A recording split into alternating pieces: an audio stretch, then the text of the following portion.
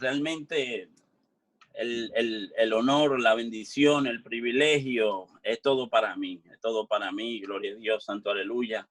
Me siento súper bien de poder ayudar, poner un granito de arena, de poder hacer algo y trabajar en la visión de uno de mis maestros principales, que es el ministro doctor Polanco. De verdad que me llena de satisfacción, que la confianza también que deposita, y es algo que me tomo muy, muy en serio. Y para mí, una de las bendiciones también de Dios es que yo pueda estar en su equipo, aleluya, ayudando a formar en nosotros, crear más que todo hombres y mujeres de Dios que sepan trazar correctamente las escrituras, ayudarlo y también inspirarlo, porque realmente el beneficio que nosotros cosechamos cuando estamos trabajando en los negocios del Señor y cuando nos proponemos entender y conocer.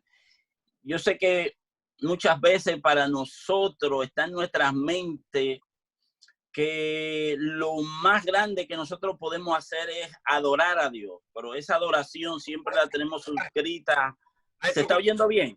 Sí, deme un segundito. Sí. Las reglas siguen siendo las mismas. Los grupos de balance van a estar abiertos para que usted coloque su pregunta ahí. No vamos a responder preguntas del chat de Zoom. Solamente la vamos a responder desde balance, ¿ok? Para que no haya interrupciones. Así que vaya colocando su pregunta allá, que después el maestro y yo nos vamos y la respondemos allá, ¿ok? Adelante, maestro, siga. Aleluya. Entonces le decía que nuestra mayor adoración es el tiempo que podamos emplear en entender y conocer al Dios que hizo el cielo y la tierra, al Dios por ente que vive en nuestras vidas, porque hay muchos, pero yo diría que la gran mayoría se van a ir con Cristo sin conocer a Cristo, sin conocer su palabra. Aleluya. Pero gloria a Dios que estamos aquí, que estamos en este grupo, gloria a Dios que estamos en esta clase, y de verdad que es un privilegio y apreciamos de manera muy especial la oportunidad que se nos brinda, el hecho de que ustedes me presten sus oídos por 40 minutos, 30 minutos, es algo que lo tengo en muy alto aprecio, y trataremos de que ese tiempo en el lado de ustedes no sean desperdiciados, sino darle algo que realmente les beneficie, les motive y les inspire a seguir hacia adelante y por ende a seguir inspirando a otros. Ese es el trabajo que tenemos por delante. Gloria al Señor. Hoy tenemos una clase exactamente de dónde. Imagínense que el apóstol Pablo estaba predicando, estaba escribiendo una carta y decía, porque como dicen las escrituras, ¿cómo creerán si no hay quien los envíe? ¿Cómo van a oír si no hay quien le predique? ¿Y cómo lo harán? Como dice otra vez las escrituras, cuán hermosos son los pies de los que anuncian la paz, de los que anuncian las buenas nuevas. Hoy en día, debido al privilegio y las cosas que Dios ha hecho para nosotros, es posible que no apreciemos tanto esa bendición de que al instante, cuando alguien da una cita, usted sabe dónde está. Bueno, eso que hoy en día es tan fácil, antes era bastante complicado. Primero, porque los ministros, las personas que fueron inspiradas por Dios, ellos nunca dividieron el mensaje, ellos nunca pensaron que eso iba a formar parte de la Biblia, que eso iba a ser valioso para otras personas. Nunca ellos imaginaron de qué manera Dios iba a utilizar eso que ellos estaban escribiendo. Ellos pensaban que estaban escribiendo algo para su gente, para este momento, para el problema que estaba importunando, y muchos de ellos escribieron en la oscuridad, otros escribieron corriendo, otros escribieron desde cueva, otros con apenas poca luz, otros con apenas poco instrumento para escribir, y hubo otros que no tuvieron tiempo de escribir, pero lo que dijeron, como fue de parte de Dios, pues entonces Dios inspiró a otros para que escribieran lo que ellos dijeron. Bendito sea el nombre de Dios. Pero en verdad ellos no tenían en cuenta déjame yo escribir esto claro para que se entienda, déjame añadirle pasajes, déjame dividirlo para que las personas puedan encontrar de manera fácil este pasaje. Eso no estaba en la mente de ellos. Eso fueron a otras personas que el mismo Dios inspiró años más tarde, aunque no lo inspiró a escribir, pero lo inspiró a que de manera más práctica usted y yo pudiéramos accesar al material que está ya inspirado. Entonces, cuando el apóstol Pablo citaba, menos que el apóstol Pablo citara a un profeta, decía, bueno, ok, lo escribió Isaías eso, porque ya lo dijo como dice Isaías. Ahora, ¿en qué rollo de Isaías va a estar eso que el apóstol Pablo acaba de decir? Entonces, de verdad que sí, que esta situación, especialmente para los amantes del estudio de las Escrituras, pues era algo más agotador y ellos vieron que podía ser algo mucho más práctico. Aunque nuestra historia le da la honra y le da la gloria a personajes que vinieron ya, digamos, a principios del siglo XII, siglo XIII, siglo XIV, siglo XV y siglo XVI, pues bien sabido que ya para el siglo VIII y para el siglo IX habían personas que estaban tratando de poner en pequeños cuadros las escrituras, de que se hagan de manera más fácil. Y esto lo estaban intentando hacer los masoretas. Los masoretas, ellos estaban como dividiendo así los rollos, dividiendo las escrituras. Y hubo como 3 de ellos que se le ocurrió que qué tal si pudiera existir un sistema numérico que le permitiera encontrar más rápido al lector la cita que necesitaba, la parte que buscaba, era mucho más fácil al lector memorizar las escrituras si estas tuvieran un sistema numérico tanto como vocalizado. Entonces, los masoretas, entendemos, y les recapitulo, para aquellos que no sepan quiénes son los masoretas son una tradición judía que eran especialmente copistas de la ley, que la copiaban la Biblia hebrea, la cual era consonántica, que esta Biblia no tenía para nada ni una sola vocal, solamente tenía consonante. Imagínese que usted tiene un texto delante de usted, trate y quítele todas las fue la palabra, quítale todas las vocales, quítale todos los puntos, quítale todas las comas. Y usted inclusive puede leer ese material, usted puede leer el material que le vamos a enviar mañana, que es esta misma clase, ok, léalo. Y una vez que usted lo lea, entonces agarre y quítele todas las vocales y quítale todos los puntos y todas las comas y usted va a ver que se va a hacer bastante difícil usted poder entender un texto que ya inclusive usted haya leído. Entonces, imagínese cómo era. Hay alguien que tiene el micrófono abierto, si pudiera, si es tan amable, lo pudiera cerrar. Ok, entonces, los masoretas. ¿Alguien está intentando decirme algo? Solamente me gustaría que me dejaran saber si se está escuchando bien. Solamente eso, porque a veces cuando yo estoy... Okay. Se escucha. Se escucha perfecto. Se escucha perfecto, pero el pastor Florentino tiene el micrófono abierto. Pastor Florentino, estoy tratando de, por favor, estoy tratando de poner en mute al pastor Florentino y no puedo. Ok, ministro Florentino, si usted es tan amable. por favor, y pusieran el micrófono en mute, tranquilo, eso pasa. Lo que pasa es que también cojo mucha clase en Zoom y hay veces que se oye bastante mal, entonces me preocupa si cuando yo doy la clase que se oiga así. Entonces solo eso, en caso de que se empiece a oír mal, entonces ustedes igual me lo dicen. Entonces los masoretas se preocuparon mucho y dijeron, vamos a cambiar, que sea más práctico para la persona. Ojo que los masoretas aquí también tenían como un as debajo de la manga, ya que los masoretas de verdad que eran anticristianos.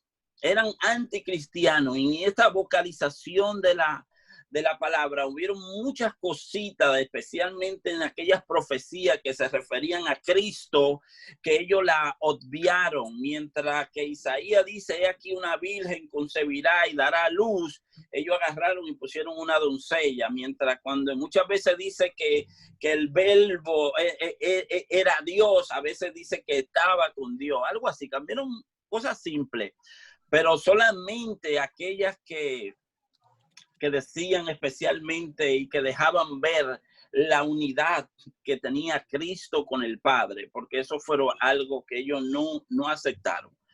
Entonces, los masoretas, especialmente desde el año 900 al año 1200, un poquito antes de llegar, trabajaron arduamente poniendo un sistema de vocales, un sistema también de punto y de coma a lo que fue la palabra, a lo que fue la Biblia.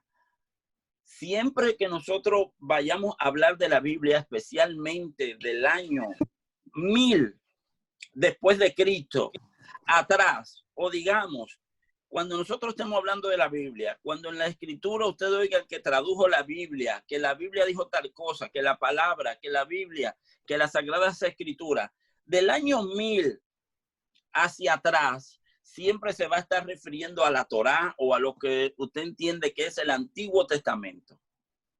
Siempre se va a estar refiriendo ahí, ¿ok?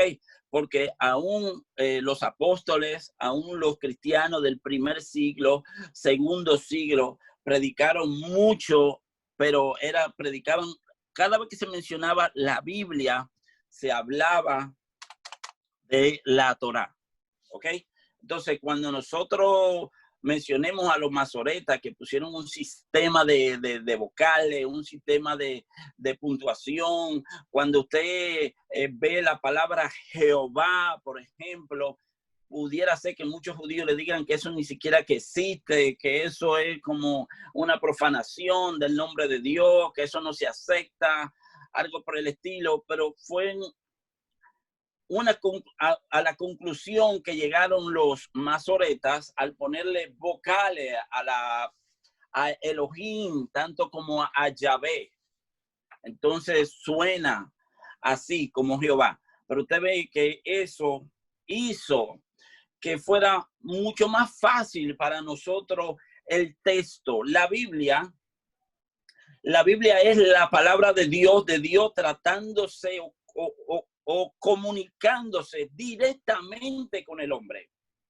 La Biblia tiene que ser tan clara para usted, pero también tiene que ser tan clara para alguien que se convierte hoy, porque la Biblia, para que lo entendamos así, es el camino, la vía de Dios para comunicarle al hombre el mensaje de salvación. Ojo, que esa va a ser la parte práctica y fácil, ¿ok? O sea, el mensaje de salvación le va a llegar de una manera fácil y práctica a cualquier ser humano. Ya luego, lo otro que está ahí, bueno, pues ahí hay que estudiar, ahí hay que escudriñar, ahí hay que buscar, indagar, analizar, leer, quemarse las pestañas, porque como bien lo sabemos, ahí contiene la palabra de Dios. Y si usted ve y usted sabe y se está consciente de que le servimos a un Dios tan grande que su mente, su cerebro no alcanza a poder describirlo, a poder analizarlo, a poder entenderlo, comprenderlo, que su mente llega a un sitio que hay una pared que ya usted de ahí para allá no puede pasar porque se le hace imposible describir, tan solo describir a Dios. Entonces tampoco piense que va a ser fácil entender esa palabra. Ahora bien, el mensaje de salvación es bastante fácil entenderlo y descifrarlo, ¿ok? Ya para cuando alcancemos madurez, para lo que queremos madurar en este camino, bueno, pues ahí tenemos que entender y saber y estar conscientes que estamos estudiando la palabra de alguien que es tan sabio, que cuando nosotros llegamos a nuestro tope, Dios ni siquiera ha arrancado. Entonces lo que estoy diciendo es que la palabra de Dios tiene estas dos vertientes. Una que es fácil y práctica y rápida, pero la otra es con el tiempo, es con la madurez, con el entendimiento, pero sobre todo con el esfuerzo que se llega a comprender y a disfrutar de sus frutos. Volvemos a mi clase, capítulo y versículo y signo de puntuación. Ya le dije, lo primero, los masoretas vocalizaron el texto hebreo, lo vocalizaron. Ellos le pusieron vocales para que sea fácil, tanto al hebreo, ¿ok? El griego igual siempre ha tenido vocales, pero si hubo algo que ha hecho más fácil, primeramente, que casi siempre la Torá ha estado en ese idioma, que es en el idioma hebreo. Ya cuando llega el evangelio, que el mandato del evangelio es que se predique y a todo el mundo, entonces se empieza a traducir y a traducir y a traducir las escrituras y a traducir para acá y se traduce para allá y se traduce para allá y se traduce aquí y viene como una máquina totalmente sin parar, traduciendo y traduciendo y traduciendo las escrituras. Cuando se quiere ya constar y nos damos cuenta y tenemos conciencia de que el Nuevo Testamento también forman parte de las escrituras y que así como los judíos se preocuparon e hicieron una escritura, una palabra santa, que también nosotros tenemos que hacer lo mismo que hicieron los judíos, lo tenemos que hacer también con el Nuevo Testamento. Aquí se encuentran muchísimos problemas y uno de ellos es que el Nuevo Testamento en ningún sitio tenía la bendición que tenía la Torá, que la Torá se encontraba completa en idioma hebreo y en idioma griego. El Nuevo Testamento nunca hasta el día de hoy se ha encontrado completo, sino que lo que se encontró fueron muchísimas fracciones, en muchísimos idiomas. Entonces, para estudiar esto se hacía, la verdad que bastante difícil. Recuérdese que todas las universidades, todas las universidades, que alguien un día me dijo, pero ¿por qué que yo siento que se complican tanto? ¿Por qué que la Biblia no hay que estudiarla? La Biblia ahí es que se complica, ahí es que se vuelve un lío. No, le hablé de dos vertientes de la palabra de Dios. Una que es un mensaje sencillo que le llega al inconverso, que es posible que sea entendible hasta porque el Espíritu Santo igual se lo da a entender, pero hay uno que es igual bastante complicado, que es el que se necesita para que nosotros disfrutemos ahora de las bendiciones de esta salvación y que ese reino que tenemos prometido para el cielo, esas bendiciones las empecemos a disfrutar aquí, porque ya nosotros fuimos salvos, ya. Nosotros no seremos salvos el día que nos muramos, el día que subamos al cielo. Nosotros fuimos salvos el día que usted pasó, el día que agarró fe y aceptó el sacrificio de Cristo en la cruz del Calvario. Ahí usted fue salvo, pero fue salvo de cuántas cosas que uno por desconocer la palabra no tiene los beneficios de esa salvación. Aleluya. Entonces, se empezaron a juntar todos estos manuscritos y ya las personas tenían casi la Biblia completa. Entonces, esto lo hacía, la Biblia completa me refiero ahora al Nuevo Testamento, ¿ok? Al Nuevo Testamento.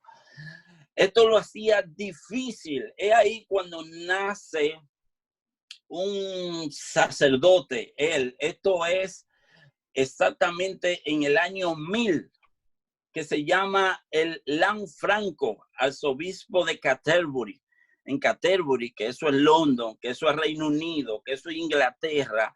Ahí casi siempre se levantaron, entre Inglaterra y Alemania se levantaron y se han levantado todo el tiempo los teólogos que de verdad han marcado el mundo. Se han levantado en esos dos sitios. Entonces Lanfranco dijo, no, como ya yo casi tengo la Biblia completa, vamos a hacer lo que venía haciendo alguien que él conocía y que él a su vez era discípulo de él y que ese discípulo del otro y que ese era un masoreta. Por eso que le dije que los masoretas intentaron más o menos hacer esto. Entonces Lanfranco quiere por su parte poner capítulos a la Biblia para que sea más fácil, porque todos los monasterios lo que se estudiaba era las Sagradas Escrituras, pero habían algunos que tenían números, por eso esos números nunca concordaban con los de los otros tampoco, y la gran mayoría no tenían. Así que Lanfranco se propone hacer un sistema de dividir especialmente el Nuevo Testamento en capítulos, pero no sabemos qué sistema que él estaba usando, porque el Evangelio de Marcos, que tiene 16 capítulos, a él le llegó a 50. Él llevó al Evangelio de Marcos a 50 capítulos. Y otro que antes de él llevó el Evangelio de Mateo a 170 capítulos. A su vez, eran 170 divisiones.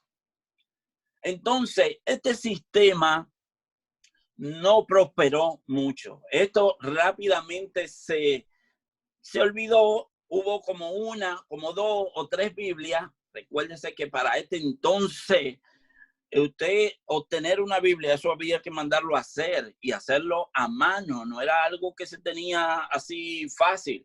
Pero el caso es que la Biblia de Franco, que él le puso capítulo y que está mucho antes de Langton, que es la persona que se quedó con la gloria y la victoria de que fue quien lo dividió, 200 años antes, Franco ya tuvo esa idea, lo hizo, pero dividió demasiado. Eran demasiados los capítulos, perdón, que él sugirió. Por eso no se añadió, no tuvo éxito. Así que estamos con el primero que quiso ponerle capítulo. Digo primero que está escrito. Acuérdense que los masoretas lo intentaron también, pero no lo encontramos en escrito. ¿Quién fue el responsable de eso? Luego viene este abogado que se convierte, tiene una situación, una mala experiencia tortuosa. Pensaba también que se iba a morir, que ya iba a llegar hasta ahí. Lo atracaron. Y mientras lo están atracando y lo van a matar, le promete a Dios que si lo libra de eso, él se iba a entregar a Dios. Entonces, los ladrones lo dejaron casi por muerto, pero él se recuperó instantáneamente, no tuvo rasgos, no tuvo heridas secundarias ni graves. Entonces, así lo hace. Va y se convierte, como ya era abogado, empezó a estudiar teología, como ya sabía también de leyes. Entonces, él propone lo que puso Lanfranco, el arzobispo Lanfranco. Este hombre también lo propone, y este es Stephen Langton, ¿ok? Si no hay tiempo, si no recuerdan nada de la clase, quiero que se recuerde esto para que se le quede algo de esta clase. Langton es quien pone los capítulos a la Biblia tal y como usted y yo lo tenemos hoy. Especialmente, le vuelvo a decir, del 1000 para acá, cuando siempre estemos hablando de Biblia, va a ser como el Nuevo Testamento. Del 1000 para allá, cuando estemos hablando de escritura, va a ser el Antiguo Testamento. Entonces, Langton obtiene favor del Papa. El Papa le dice, te voy a nombrar arzobispo de Canterbury. Cuando él va, hay un rey ahí que para nada, como él hizo lo mismo que Juan, se le puso un matrimonio que él tenía, para nada lo quiso nombrar. Así que lo desterró. Y siendo él el obispo de Canterbury, le dije que Canterbury es Londres en Inglaterra. Esa catedral es como Canterbury, es como nosotros decir la catedral primaria de América, de Dominicana. Es como decir la catedral de Roma, pero esta es en Londres. Entonces, Langton estuvo exiliado en París, Francia, 9 años. En esos 9 años, como ya él sabía mucho de ley y de todas esas cosas, ahí fue que él hizo y arregló la división que había hecho el otro de capítulo. Él dijo, no, esto es demasiado largo, es inaceptable. Y ahí él se puso a dividir hasta que llegó algo que fue totalmente comprensible y aceptado por el mundo de aquel entonces. Y duró aproximadamente 8 años. Cuando él terminó ese trabajo, inmediatamente el rey fue depuesto de Inglaterra y el que vino aceptó el mandato del Papa, que dijo que Langton era el arzobispo de Canterbury. Él fue para allá. Langton es recordado por 2 cosas. Para nosotros, primero, que dividió la Biblia en capítulos, pero también para el mundo romano, él fue que escribió las leyes, cómo se tenía que defender a un acusado. Y que el acusado tenía derecho a defenderse. Acuérdese que este hombre era abogado antes de convertirse. Entonces, él hizo un sistema de leyes para la iglesia, pero que lógicamente luego casi todos los países empezaron también a agarrar de este sistema de leyes, pero se fundamentaba especialmente en que todo culpable tenía derecho a defenderse y que no se podía condenar sin que éste antes se defendiera, y creó ese sistema que trabajó también mucho en la Inquisición, que la persona tenía que tener también 2 o 3 acusadores, si no, no se le podía tampoco condenar así. Así que en el mundo de las leyes, el Langton también es muy mencionado por dejar ese recurso al mundo. ¿Ok? Entonces tenemos que ya Stephen Langton puso capítulos al Nuevo Testamento.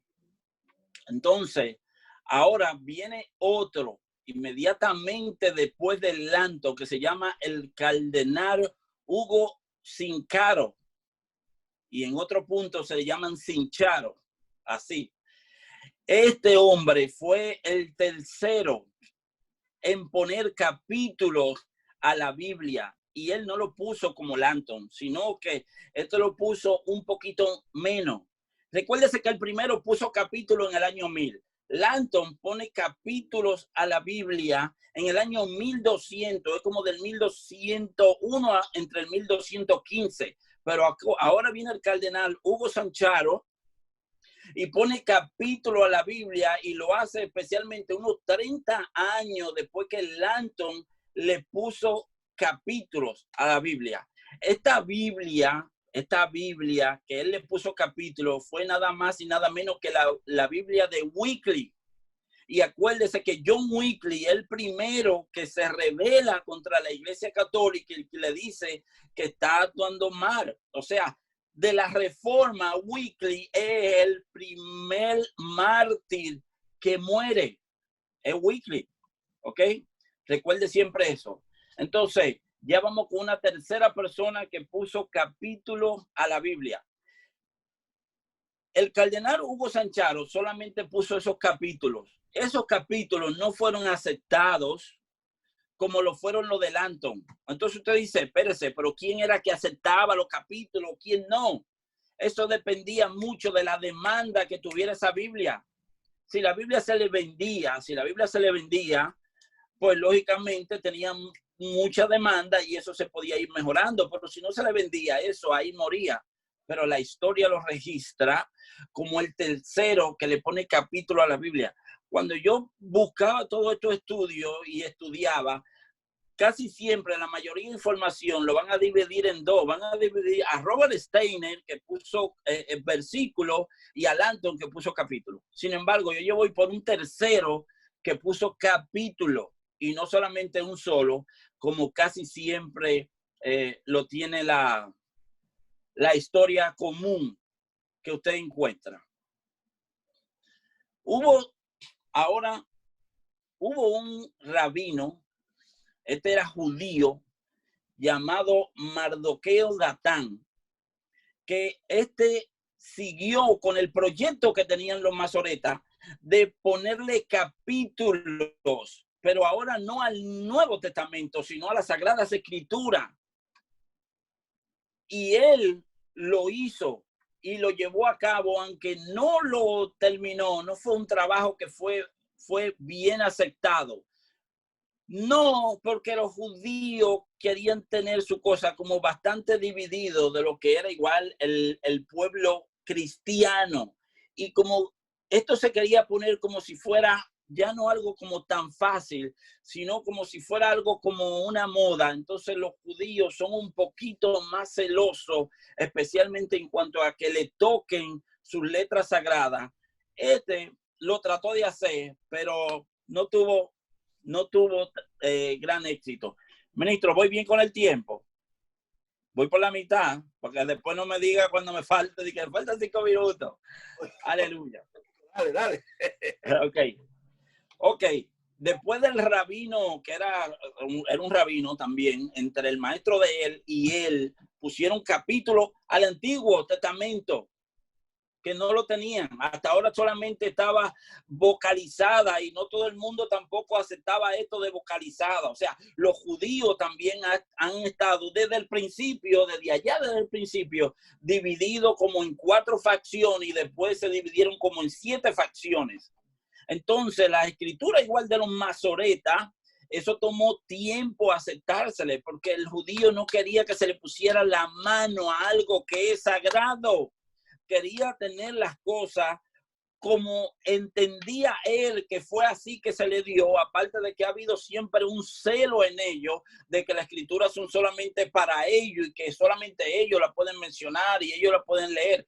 Ellos nunca han estado de acuerdo con una traducción, nunca estuvieron de acuerdo con la Septuaginta, mucho menos con ningún manuscrito que apareciera en griego que se refiriera a ellos. Ellos veían esto como unas escrituras que habían sido profanadas, pero entendamos que esto es ciertas facciones del judaísmo, ¿ok?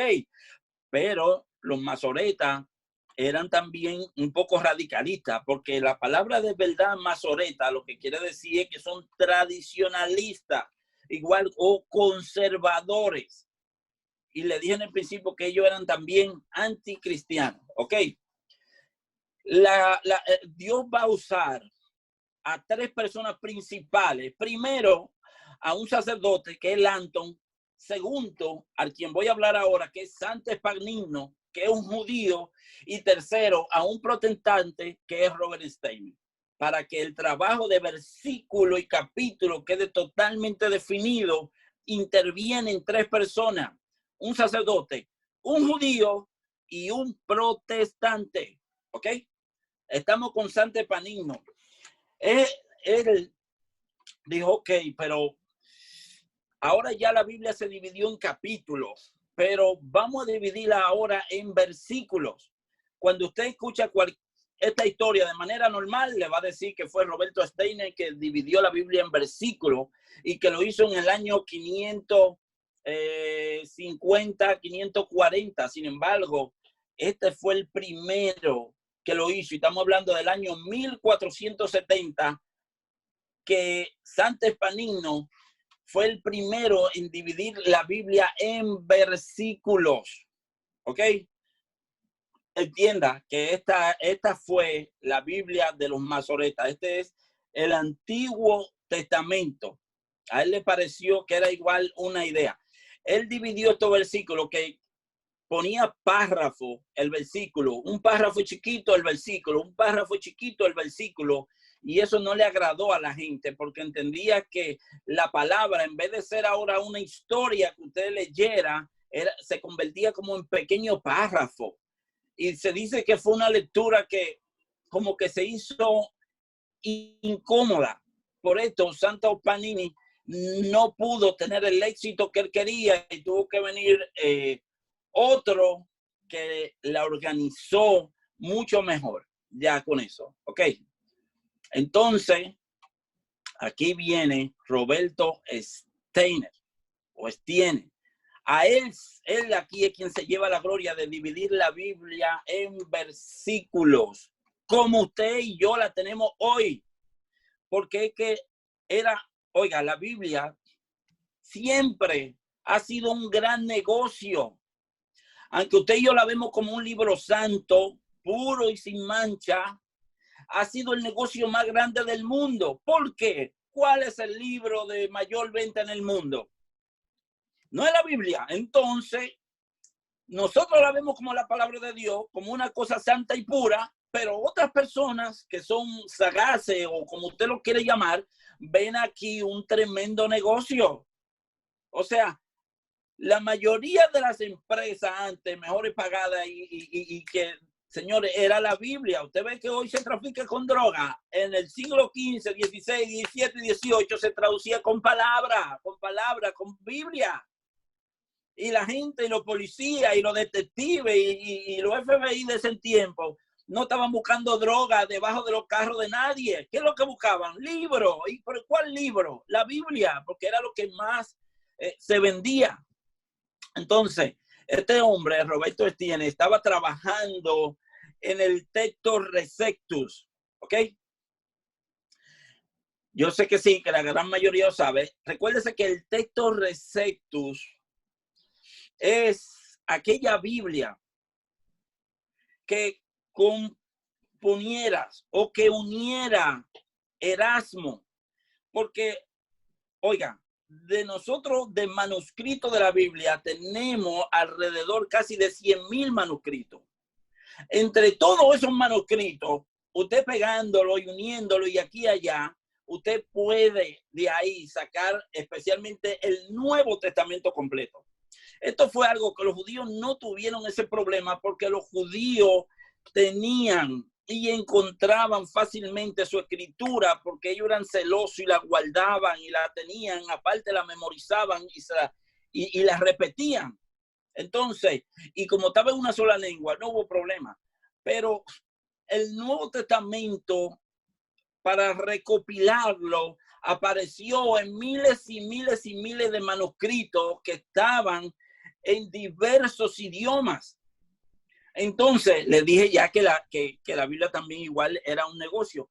Erasmo ve esto y dice, no, pero espérate, yo puedo recopilar y hacer un Nuevo Testamento uniendo de cada idioma. Ok, aquí me apareció Marco en arameo, aquí me apareció Lucas en griego, aquí me apareció romano en este dialecto, pero aquí en otro dialecto lo que apareció fue un pequeño texto de la Biblia. Y en otro, lo que le quiero decir es que tenemos miles y miles de manuscritos que respaldan el Nuevo Testamento que nosotros tenemos hoy, pero todos esos manuscritos no están en un solo idioma. Entonces alguien se fajó a trabajar para de todos esos idiomas y donde se quedó aquí me lo continúa este idioma, donde se quedó me lo continúa el otro, me lo continúa el otro, y el otro, y el otro, y el otro, y el otro, hasta que especialmente Erasmo ya la tenía para el año 500, pero que Erasmo mismo admitió que había otra persona que iba a sacar otra Biblia y él quería sacarla de él primero y eso no le dio el tiempo de trabajar como él quería. Entonces, sino que él dijo, no, espérate, habló con el Papa, póngale cosas allí, que aquel no saque el trabajo porque yo quiero sacar el mío y este se va a vender porque esta es la Biblia completa que yo la acabo de traducir y va a salir ahí en griego. Y acuérdense, nosotros hoy en día tenemos muchos problemas con ese idioma, pero ellos no, especialmente los que estaban en monasterio, entendían el griego, entendían también igual el hebreo. Erasmo recopiló todo, aún del latín volvió a llevar otra vez al griego. Ok, acuérdese que la Vulgata Latina, Jerónimo la había sacado del griego al latín, pero lo que no encontró Erasmo otra vez en griego por ahí, lo cogió del latín y lo llevó otra vez al griego. El caso que pudo hacer lo que se llama el texto receptus o el texto recibido. Ese texto recibido, especialmente la primera edición, fue, el mismo Erasmo lo dijo, y lo confesó, y ahí mismo está escrito muchísimo, que por lo pronto del trabajo no tuvo el tiempo ni pudo aplicarle la calidad que necesitaba para depurarlo y pasar un manuscrito que fuera de manera entendible. Así que este hombre, Robert Steinman, se pone a trabajar para sacar también y ayudarlo a sacar una segunda edición. De esta segunda edición es que Martín Lutero agarra y hace la Biblia alemana, que está igual hasta hoy en día. Pero todavía hay muchísimas cosas que hay que arreglar, porque eran miles y miles de manuscritos que habían. Manuscritos, entiéndase que le estoy hablando de pequeñas fracciones. Entonces, cuando algo no estaba claro en un manuscrito, se podía encontrar en otro, aunque en otro idioma, y eso ayudaba todavía a aclarar más. Así que este hombre, junto igual ayudando a corregir el trabajo de Erasmo, saca una tercera versión del Textus Receptus. Y esta tercera versión del Textus Receptus es la que toma Cipriano de Valera para hacer la Biblia de el Oso. Otra vez, el Textus Receptus tuvo que hacerle 4 revisiones y 4 arreglos urgentes. Entonces, como Cipriano de Valera agarró y hizo la traducción al español del Textus Receptus, entiéndase que Textus Receptus, la Biblia exactamente, la Biblia del Oso, ahí está. Esa es la primera Biblia, ¿ok? Pero como se sacó de la tercera edición de Erasmo y se seguía diciendo que el texto tenía problemas, hubo que hacer una 4ª edición. Y es por esto que después entra Valera y también hace inmediatamente una segunda revisión, y aparte de la Biblia del Oso, ahora se le pone el cántaro, porque tenía igual que hacerla. Pero mi punto es los versículos. El caso es que en este trabajo, Roberto, pero ya para salir de lo que es el texto del texto recibido, casi todas las Biblias de nosotros, la Biblia inglesa, la Biblia de Occidente, todas salen del texto recibido o del Textus Receptus de Erasmo. Ese texto se ha venido corrigiendo, porque ¿qué es lo que pasaba con estos manuscritos? Que estos manuscritos que él encontró, el más antiguo, lo que llega es igual al año 900. Todos son del año 900 para acá. O sea, son copias de copias de copias de copias de copias de copias de copias de copias de copias de copias de copias. Todita. ¿Ok? ¿Qué es lo que pasó exactamente unos 200 años después? Que de una manera milagrosa, sin saber supuestamente cómo, en el Vaticano aparece nada más y nada menos que un texto casi entero del Nuevo Testamento, y que es del siglo IV. Y también por Alejandría aparece lo que se llama el Códices Ledangridenses. Aleluya, lo tengo por aquí. Que también es del siglo IV.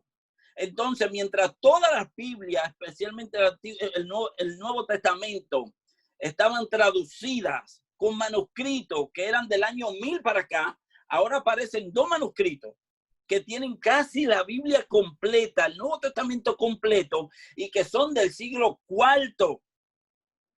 A esos 2 manuscritos, el Códice Vaticano como el Códice Ledangridenses, es lo que se llama ahora el texto crítico. Entonces, el texto crítico se enfrenta contra el Textus Receptus. Y ya le volví a decir que esto es un negocio bastante claro, bastante grande. Entonces, se faja el texto crítico, que son estos 2 manuscritos. El que tiene el Vaticano, que ya el Vaticano dio permiso de estudiarlo y que ya está en internet, lo podemos encontrar, pero como yo no sé de griego, lo único que veo es una página con muchos dibujitos. Como el otro también está en internet y se puede buscar. Entonces, estos 2 textos se ponen en una a otra a contradecirse. No quiero que se me turben en este sentido. Nosotros, especialmente los que tenemos fe en Dios y que creemos que Dios es poderoso para preservar su palabra. Primero es que cuando Dios dice una palabra, nadie la contamina, ni la dobla, ni nada por el estilo. Lo segundo es que recuérdese que en el 1948 aparecieron los rollos del Mar Muerto y ahí aparecieron escritos que fueron 200 años antes de Cristo y que apareció casi completa la Torá con el escrito consonántico. ¿Se acuerdan que en principio yo les dije que los masoretas cambiaron la Biblia de consonante y le pusieron vocales, hicieron como una nueva escritura?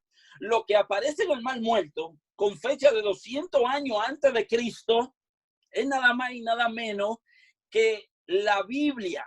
Y esa Biblia, ahí voy Polanco, ministro Polanco, ok, y esa Biblia que es consonántica, que no tiene ni vocales ni nada, mientras el mundo, el católico y todo el mundo estaba asustado diciendo, Dios mío, se va a armar un peo grande ahora mismo, porque ahora van a salir todo lo que se ha añadido a la Biblia y porque ya tenemos una que estamos hablando que es original, que la guardaron los esenios celosamente y que consta de 200 años antes de Cristo. Es el manuscrito más antiguo que tenemos. Mientras que el mundo estaba asustado y perturbado con eso, sin embargo, aquí lo grande fue que las escrituras, especialmente el Antiguo Testamento, como está ahora, es lo mismo, dice lo mismo que las escrituras que se encontraron. O sea, al acotejarlo, estas dos cosas, no hubo disparidad, sino que más bien hubo confirmación de cómo el Espíritu Santo de Dios y de cómo Dios ha preservado su palabra. Lo digo porque ahora estoy diciendo que se están enfrentando el texto crítico versus el texto recibido. Y mi clase, quien le añadió versículos y capítulos. Entonces, lo que yo le quiero decir es que cuando Roberto Stein está fajado revisando esto y actualizando al texto recibido, dice, no, esto es demasiado, tenemos que crear un sistema que sea como darle una dirección a cada texto. O sea, imagínense la dirección de su casa, el 5515 de Sheridan, en el Bronx. Es una única. Entonces él dice, vamos a que la escritura, cada texto, cada frase tenga una dirección única, de tal manera como él era profesor en la Universidad de París mientras estuvo exiliado. Muchos venían a él a recibir clases y cada uno traía una Biblia que cuando él decía, ábranla en tal capítulo, los capítulos no concordaban. Uno tenía que Isaías tenía tantos capítulos, pero otro tanto. En una Biblia, el capítulo 40 de Isaías, en la otra Biblia, esa misma porción era el capítulo 50, pero en otra Biblia era el 30 y no concordaba, pese a que Langton ya le había puesto capítulos. Sin embargo, aquí no concordaba. Es Roberto Stein, este estudio del texto recibido, que dice, no, vamos a hacer algo que cada frase tenga como si fuera una dirección y que esto sea permanente para que todos podamos tener lo mismo y el estudio se haga más práctico y mucho más fácil. Entonces, Roberto Stein es quien divide la Biblia en versículos, pero recuérdese que ya alguien, Panino, que era judío, había dividido el Antiguo Testamento. Sin embargo, Roberto Stein solamente está dividiendo el Nuevo y está agarrando el sistema del otro también. O sea, él no divide la Biblia entera en versículos, sino solamente el Nuevo. En ese entonces a la gente no le interesaba mucho el Antiguo Testamento porque se estaba dividido. La iglesia tenía cierto rechazo y odio a los judíos y por ende los judíos también tenían lo mismo contra el cristianismo. Entonces, este hombre, recuérdese 3 nombres. Esteban Langton puso capítulo a la Biblia. Santo Panino puso capítulo al Antiguo Testamento y versículos. Y Roberto Stein pone versículos al Nuevo Testamento, pero entonces él se encarga de agarrar el otro sistema de capítulos del Antiguo, unirlo para que en todas las Biblias de ahora en adelante aparezcan los mismos versículos.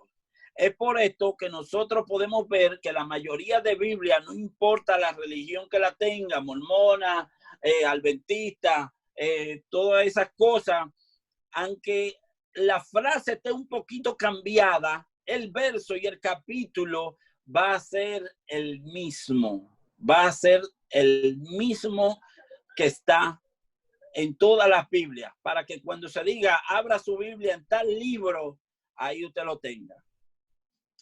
El responsable de poner, termino con esto, ministro Polanco, el responsable de poner subtítulos, especialmente en español. Ojo que los subtítulos, señores, no son inspirados. Los subtítulos no son inspirados. No le puede dar el mismo grado de autoridad a un subtítulo, porque muchas veces a la persona le pareció que ese subtítulo le va bien. Es como hay una película que en inglés tiene un nombre y en español recibe otro tan diferente que tú dices, wow, pero ¿y qué pasó aquí?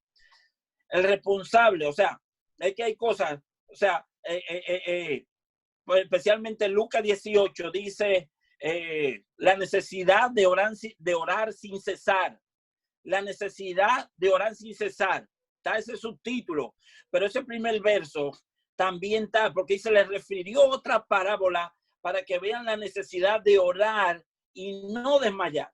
Entonces, lo que la parábola ahí dice es que el Padre contesta inmediatamente nuestras peticiones, pero la mayoría de nosotros lo que interpreta es y compara a Dios con el juez injusto, que si el juez injusto no quiso atender a esta mujer, la cantidad de veces que esta mujer fue, le colmó la paciencia y él dijo, te voy a hacer justicia.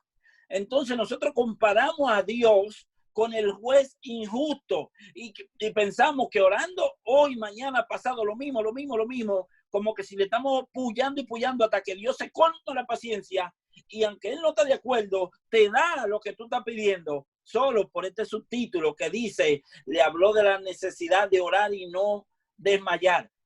Cuando Jesús habla de la viuda y el juez injusto, Jesús lo que está diciendo, Dios no es como el juez injusto y Dios no va a esperar tanto, Dios le va a responder a ustedes inmediatamente. Entonces, quien puso estos subtítulos, pensamos nosotros muchas veces que también estaban inspirados y la verdad es que no.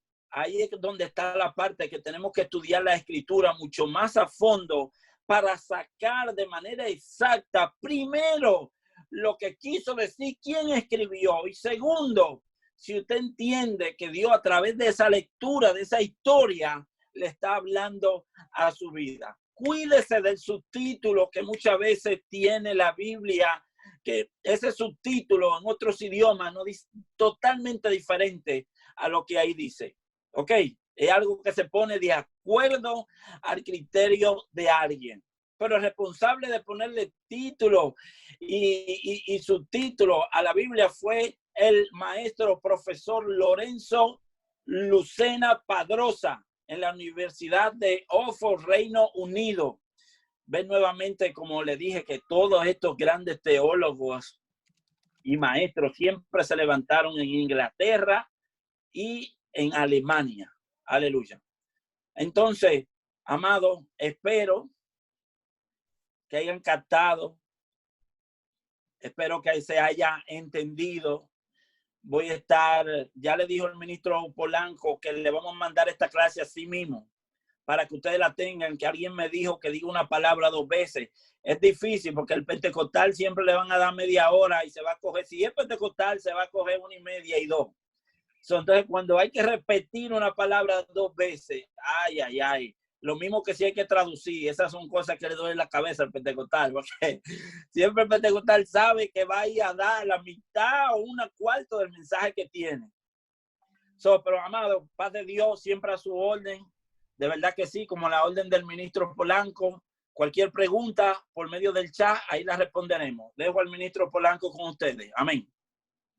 Amén. Dios le bendiga. Ahora, sin abrir su micrófono, póngase de pie donde usted está.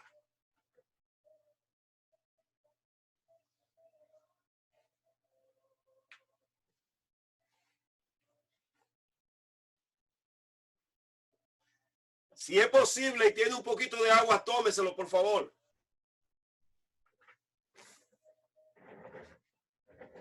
Nuestro cerebro no está acondicionado para escuchar más de 40 minutos a ningún maestro.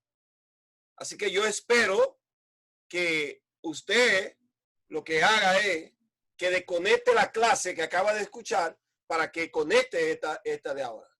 Así usted no va a estar 2 horas pegado, sino solamente 45 y 45. Amén. Eso es. Muy bien. Mi nombre es el hermano Polanco. Y como ya fui reprendido por algunas personas porque no lo enseñé a predicar en la primera lección, pues yo voy ahora a darle a usted cosa que usted necesita. Cosa que usted necesita.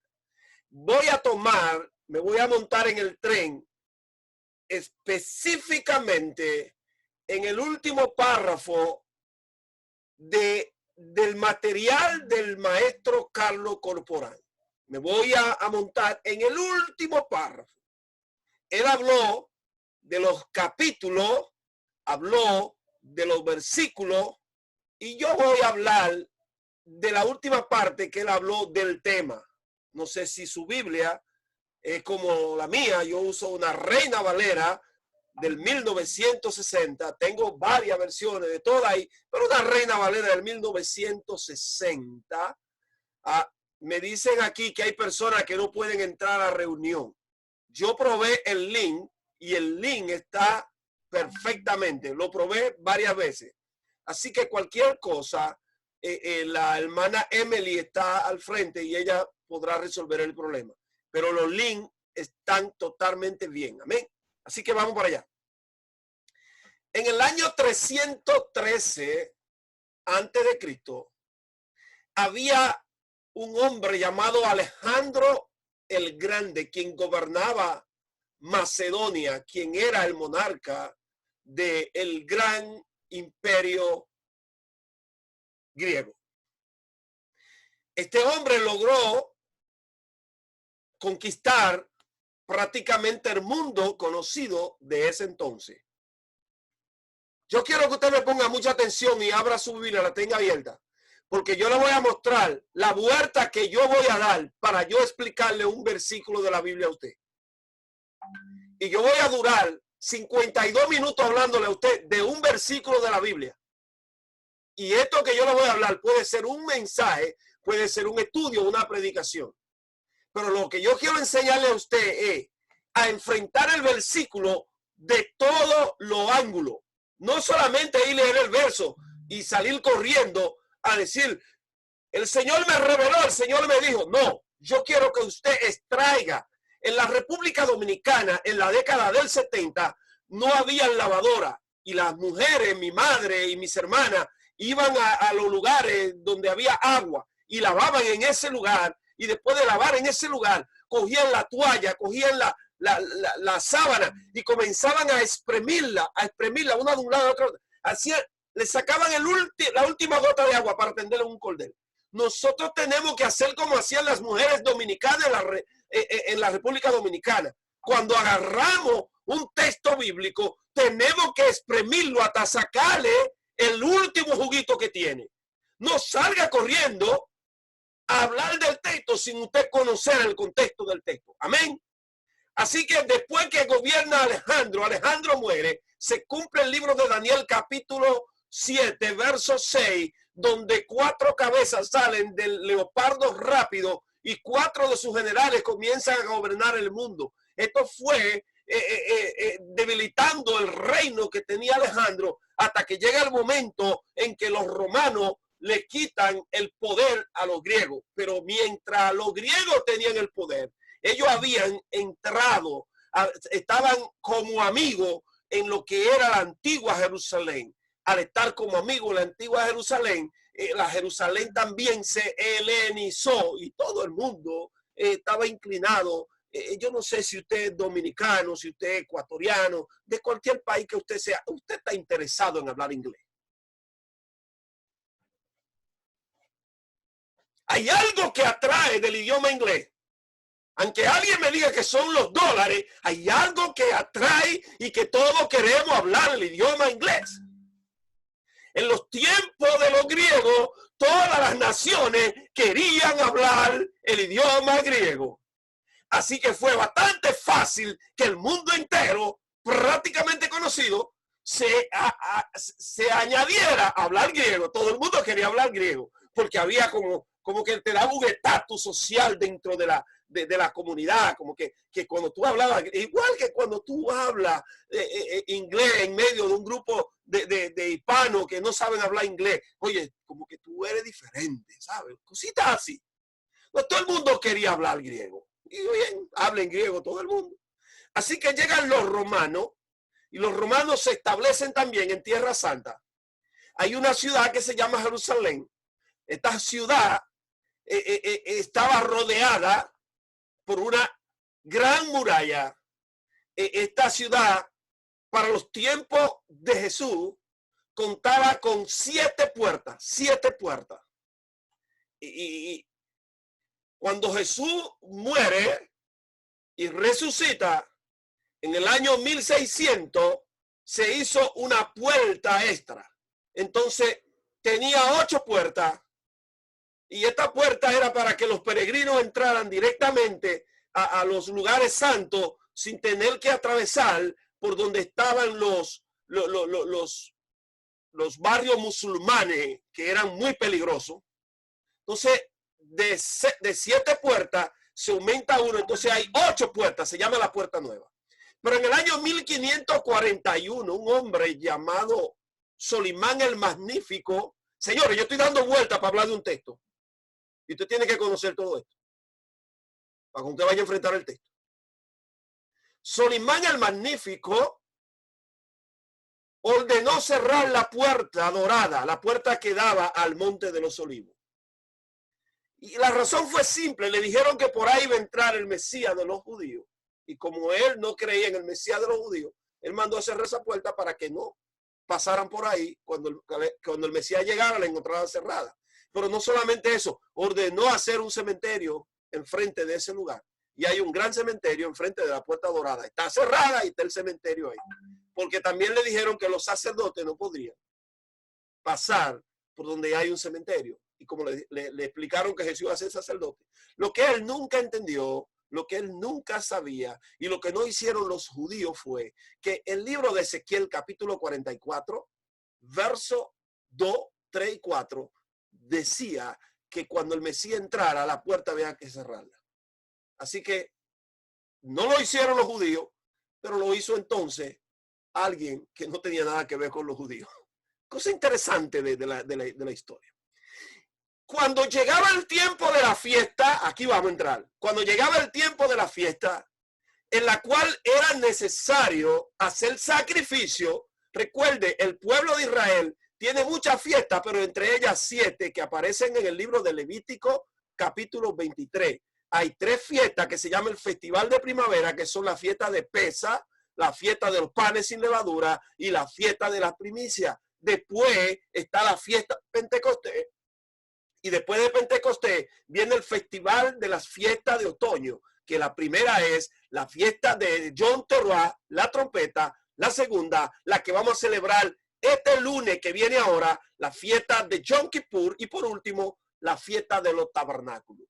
Cada vez que Israel tenía una fiesta nacional, específicamente cuando sucedía la fiesta de los panes sin levadura, la fiesta de Pentecostés y la fiesta de los tabernáculos, todos los judíos de todo el mundo tenían que ir a visitar a Jerusalén. Eso está en el libro de Deuteronomio capítulo 16, verso 16. Así que cuando llegaban la fiesta, usted podía entrar por cualquiera de las puertas que tiene la ciudad. Pero si usted llevaba un animal para ser sacrificado, entonces era necesario que usted usara una puerta que se llama la puerta de las ovejas.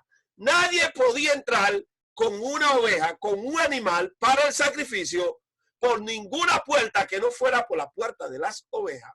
Porque al lado de la puerta de las ovejas había un estanque, en realidad eran 2, era mellizo el estanque, que tenía 5 pórticos que en hebreo le llaman el estanque de Betesda.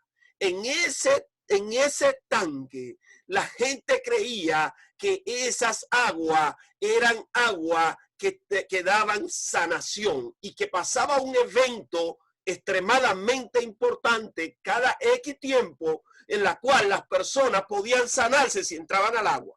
Así que cuando llegaban, los se colocaban al lado de esa puerta y todas las ovejas que llegaban para ser sacrificadas era necesaria pasar por el estanque de Betesda. ¿Para qué? Para ser purificada en el estanque y entonces llevarla al lugar del sacrificio. Alabado sea el nombre de Jesús.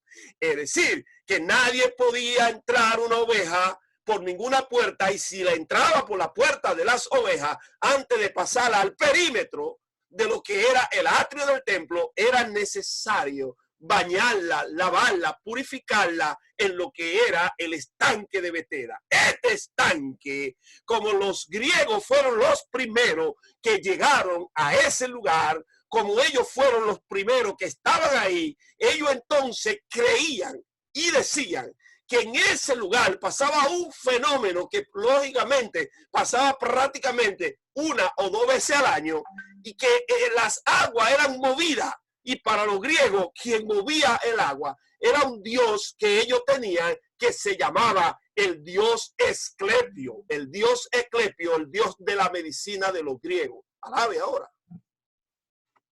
El dios de la medicina de los griegos.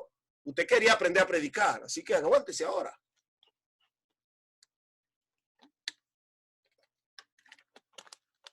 El dios Esclepio para los griegos era que sanaba.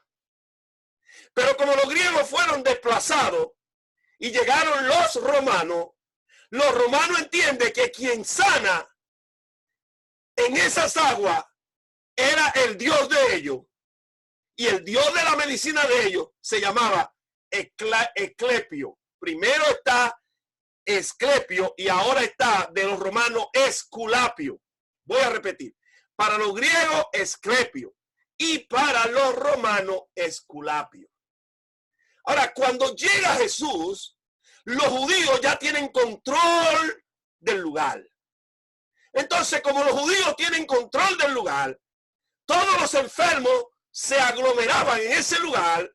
Los judíos dicen, no es Esclepio, ni es Esculapio. Quien sana es un ángel que el Señor envía. Así que cuando usted enfrenta la Biblia y usted comienza a leer y usted va a un hospital y usted encuentra al médico, usted encuentra a lo que es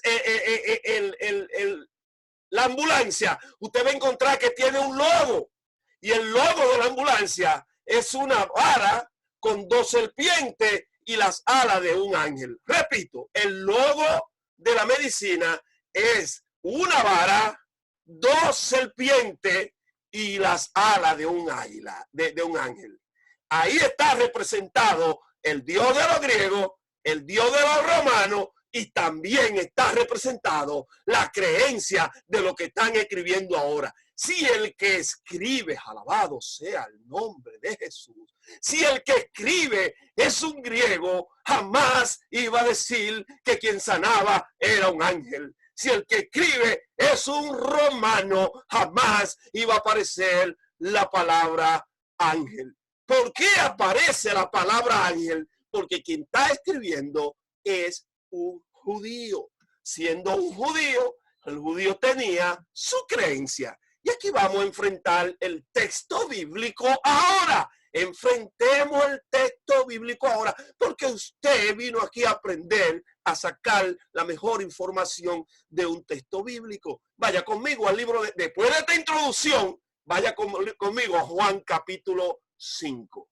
Y usted va a leer en su Reina Valera 1960. Su Reina Valera 1960, el 90% de ella tienen el título. Y el título de su Reina Valera 1960 dice lo siguiente: la sanación de un paralítico. Así que vamos a sanar a un paralítico. ¡Hello! Entonces yo que tengo una Reina Valera 1960, pero además da pechita, o sea, esta pechita. Oiga lo que dice el texto. Oiga lo que dice el texto. Capítulo 5, verso 1. Usted ahora tiene que conectar todo el camino que yo recorrí para llegar aquí. Oiga bien, todo el camino usted tiene que recorrer para llegar aquí. Dice el texto sagrado, Jesucristo sana, perdón, el tema. Jesucristo sana a un paralítico en Betesda. Ese es el tema. Ahora dice el verso 1. Después de esto se celebraba una fiesta de los judíos y Jesús subió a Jerusalén. Se entiende que una de estas, que si Jesús dice que subió a Jerusalén, se entiende que debe ser una de las tres fiestas principales. O fue la fiesta de los panes sin levadura, o fue Pentecostés, o fue los tabernáculos. Muchos estudiosos creen, yo también creo, que fue la fiesta de los tabernáculos. Pero no es importante cuál de las fiestas fue. Lo importante es que él llegó a ese lugar en una fiesta de los judíos. Vamos para allá. Dice alguien que no escucha, pero yo sí que me estoy escuchando bien. Hello. Dice el verso 2. Y había allí en Jerusalén un estanque cuyo nombre en hebreo es Betesda, el cual tenía 5 pórticos. Vaya conectando la introducción que le di. Vaya conectando toda la vuelta que le di. Dice el verso 3. Y en esto mucha gente yacía enfermo. Oiga bien, había mucho que enfermo. Y ahora viene la lectura. Dice que habían ciegos, cojos y paralíticos que esperaban a que el agua se moviera. Porque un ángel bajaba al estanque de vez en cuando y movía las aguas. Y el primero en descender al estanque una vez que el agua era movida, era sanado de cualquier enfermedad que padecía. Verso 5, vamos allá. Dice el verso 5. Se encontraba allí cierto varón que hacía 38 años que estaba enfermo. Se encontraba en ese lugar un hombre que tenía 38 años en ese lugar. Pero la Biblia ahí no dice cuál era la enfermedad que tenía. Lo que dice que era enfermo. Hello. Lo que dice que era enfermo. Dice, no se escucha, no se ve ni se escucha. Eso es imposible. Es imposible. Yo me estoy viendo, eso es importante. Yo me estoy viendo y me estoy escuchando yo mismo. Se escucha y se ve, profesor. Ok, aquí va. Dice que había un hombre que tenía 38 años en ese lugar enfermo. Y llega Jesús, verso 6. A este, viéndolo Jesús tendido y que llevaba mucho tiempo, le preguntó, ¿quiere ser sano? Si usted tiene 38 años enfermos, no importa la enfermedad que sea, y llega alguien y le pregunta a usted que si usted quiere ser sano, la respuesta de usted sería, sin preguntar, sí, Señor, yo quiero ser sano. Usted no va a inventar con nada. Usted no va a venir con nada. Usted lo único que va a decir, yo quiero ser sano. Yo estoy hablando por mí. Que yo me libre el Señor una enfermedad y que llegue un médico para preguntarme a mí que si yo quiero sanarme, pues rápidamente levanto una mano, levanto las dos manos, los pies y le digo, sáname. Mire la respuesta del Señor. Ponga atención. La importancia que tiene que tener el predicador cuando está preparando su sermón. ¿Por qué? Porque de una sola palabra, de un solo texto, usted puede hacer una gran exégesis y se ayuda a usted mismo y no tiene usted que estar explicando cosas ni inventando cosas desde el altar que quizás son verdad para usted, para otro son cuestionables. Cuídese de eso, Señor, cuídese de eso, por favor. El verso 6 dice, el 7 dice, el enfermo le respondió, oiga bien, Jesús le dice, ¿quieres ser sano? La respuesta es simple, sí o no, punto. Sí o no. Yo creo que había que decir sí. ¿Se acabó? Sí, se acabó. No. La respuesta de él es la siguiente. Sí, mi Señor, pero no tengo quien me meta en el estanque cuando el agua es movida, sino que cuando yo voy, otro llega primero que yo. Él le responde a Jesús. mientras tanto que yo voy, otro llega primero que yo. Ahora, yo quiero que usted vaya de nuevo a su Reina Valera 1960, antes de leer el primer texto, hello, y lea lo que dice el tema. Lea lo que dice el tema. El tema dice la sanación del paralítico de Betesda. El paralítico que supuestamente usted ha predicado y cree que es paralítico, le responde a Jesús y le dice ahora a Jesús: no puedo ser sano, porque mientras yo voy, otro llega primero que yo. La pregunta que yo le hago a estas 283 personas que están conectados, si él dice, mientras tanto que yo voy, ¿era paralítico? Hello. Era paralítico.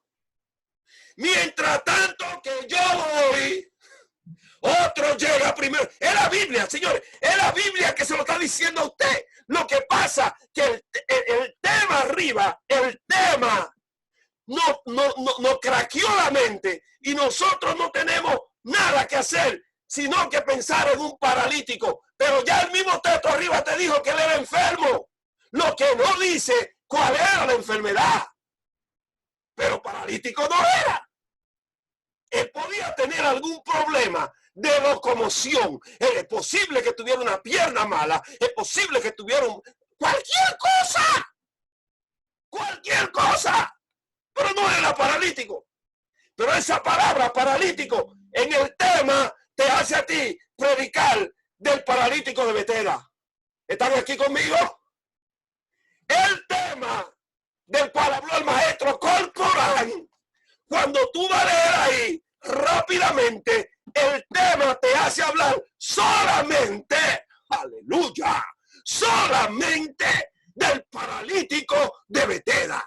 Pero ahora el mismo paralítico le está diciendo al maestro que mientras él va, otro llega primero que él.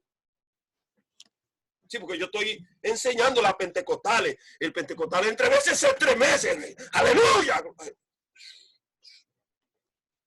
Estoy enseñando.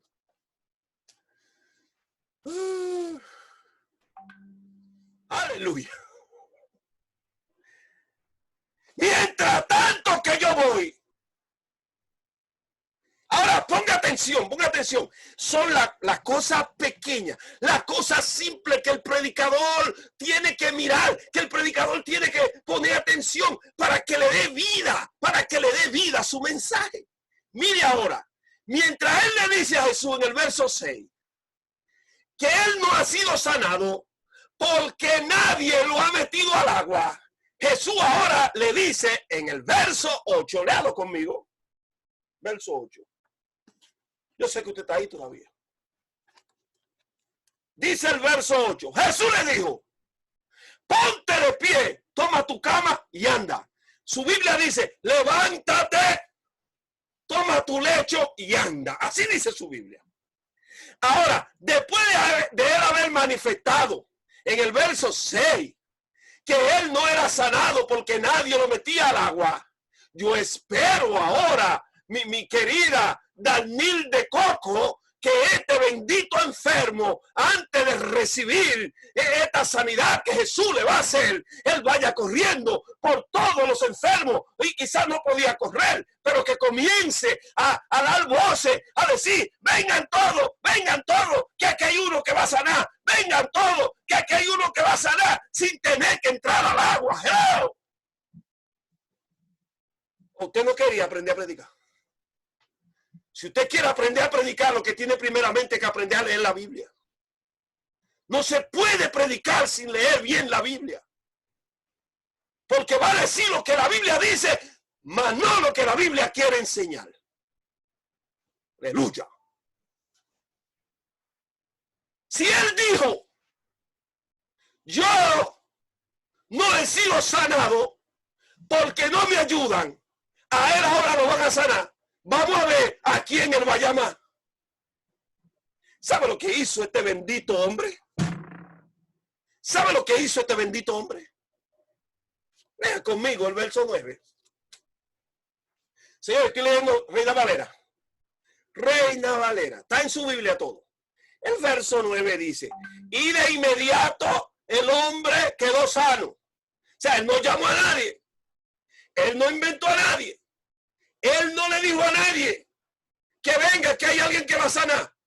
Él recibió su bendición y se quedó callado. Se quedó callado. Se quedó callado. Se quedó callado. Era costumbre de todas las personas que se establecían en ese lugar. Oiga bien, era costumbre de todas las personas que se establecían en ese lugar para esperar el movimiento del agua, que llevaran una litera. La litera era algo de 2 palos que parecía, era como en forma de una cama, le llamaban el lecho, y usted se arrecotaba ahí en su litera con su vista puesta hacia el agua, de esta forma, esperando, hello, que el ángel descendiera, esperando que usted está acostado en su litera, usted está acostado muy cómodo ahí. El Imperio Romano para ese entonces mandaba pan a las 9 de la mañana y a las 3 de la tarde a todos los enfermos de ese lugar. Así que usted llegaba ahí y usted estaba seguro que usted iba a salir con comida, y si llegaba el ángel, usted sería sanado. Así que la razón por la cual el hombre tiene ¿cuánto? 38 años ahí. 38 años. ¿Por qué? Porque el Imperio Romano ofrecía comida a los enfermos que estaban ahí. Le llamaban la limosna de los enfermos. ¿Qué sucede ahora? Este hombre recibe la palabra del maestro, agarra su cama y comienza a caminar. Lea conmigo ahora el verso 10. Lea conmigo el verso 10. Señor, no deje de leer su Biblia. Es la Biblia que dice todas las cosas. Vamos para allá. Dice el verso 10. Entonces, ponga atención. El verso 9 dice que él cogió su cama y comenzó a caminar. Pero dice que era día de reposo, porque era un día de una fiesta nacional. No necesariamente, aleluya, no necesariamente era sábado. No. Era día de una fiesta nacional. Podía ser lunes, podía ser domingo, cualquier día, pero era día de una fiesta nacional. Así que era día de reposo. Y este señor coge su cama y comienza a caminar. Cuando él va caminando, ponga atención que ahora es que vamos a hablar del hombre. Ahorita hablamos de Jesús, ahora vamos a hablar de él. Cuando él va caminando, usted tiene que aprender todo esto. Estos son los trucos del maestro, del predicador, para usted darle sabor. Usted tiene que darle sabor a su mensaje. Usted no puede comenzar allí, que usted vio 5 ángeles, que vinieron 20 ángeles, que un ángel con una espada desenvainada, que el ángel de Jehová está aquí. Señores, a alguna gente le creen, otros no le creen. Háblele de la Biblia, porque usted va a que todo el mundo le va a creer. Háblele lo que dice el texto y todo el mundo le va a creer.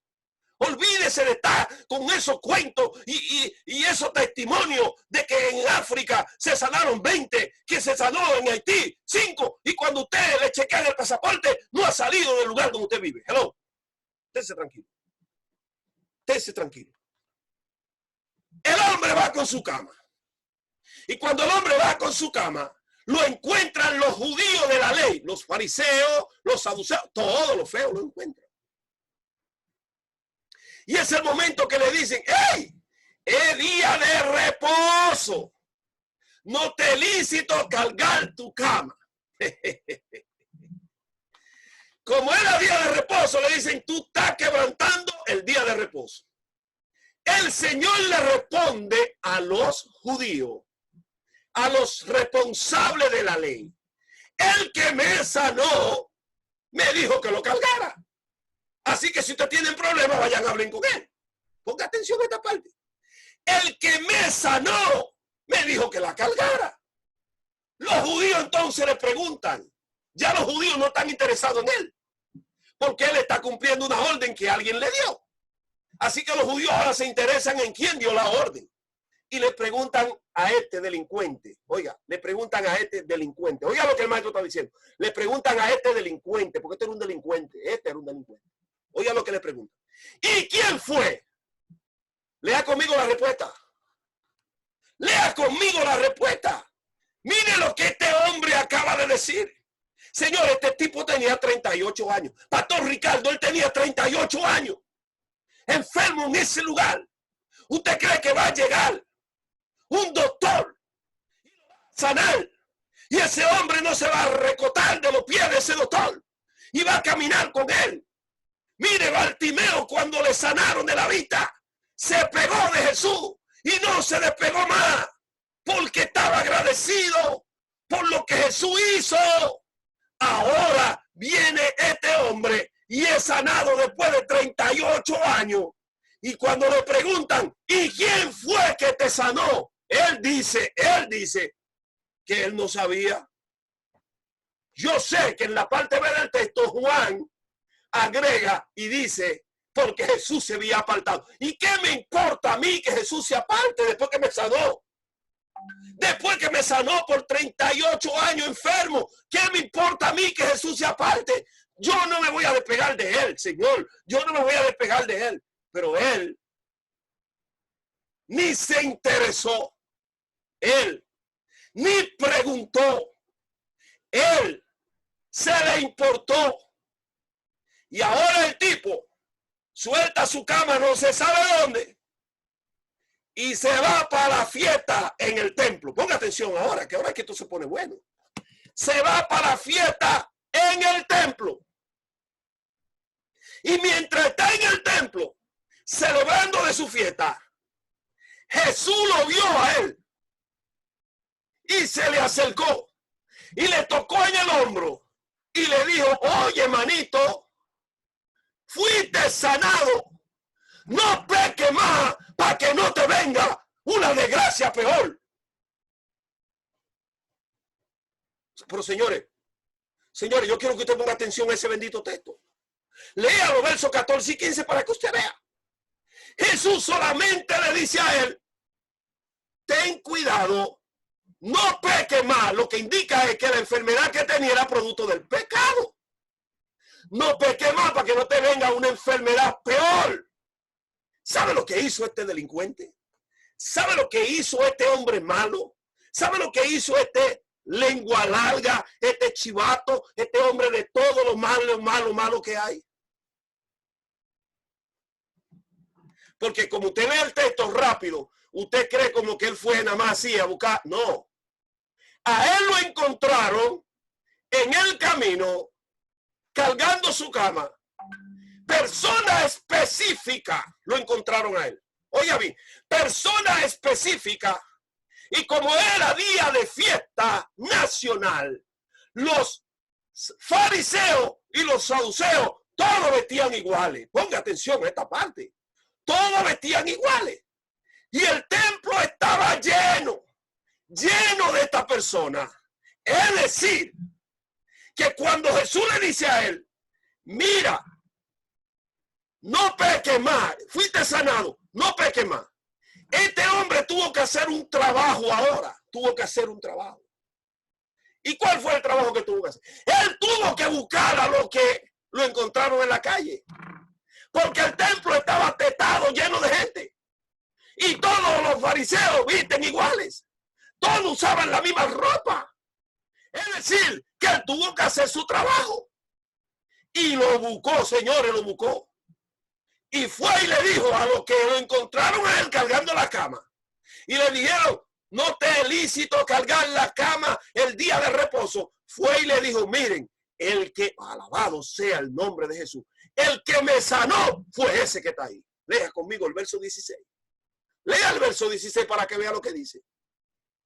El que me sanó fue ese que está ahí. El texto, verso 16 dice, por esta causa, aleluya, por esta causa los judíos trataban de matar a Jesús. O sea, Jesús sana a un hombre con 38 años de enfermo. Y este hombre metió a Jesús al medio y provocó que los judíos ahora quieran matar a Jesús. Lo que pasa es, alabado sea el nombre de Jesús. Lo que pasa es que leer el texto y hablar del paralítico es muy fácil. Explicar el contexto es donde se complica la cosa. Y tú puedes agarrar el texto, explicar el contexto pieza poderosa de enseñanza. Hoy estamos hablando de los malos agradecidos, de aquella persona, hijo Luis Chávez, que tú le haces favor y esta persona lo que hacen es que te meten al medio, lo que hacen es que hablan de ti, lo que hacen es que se convierte en tu enemigo. Bendiciones a mi pastora Virginia Molina. Lo que hacen es que se ponen en contra tuya. Alabado sea el nombre de Jesús. Estamos hablando de la persona que no, persona mala, que reciben de ti, reciben lo mejor de ti y después te meten al medio. La Biblia dice que por lo que este hombre hizo, los judíos querían matar a Jesús. Y Jesús llega por la ingratitud de este hombre y entra en una contienda en medio, oiga bien, en medio del templo.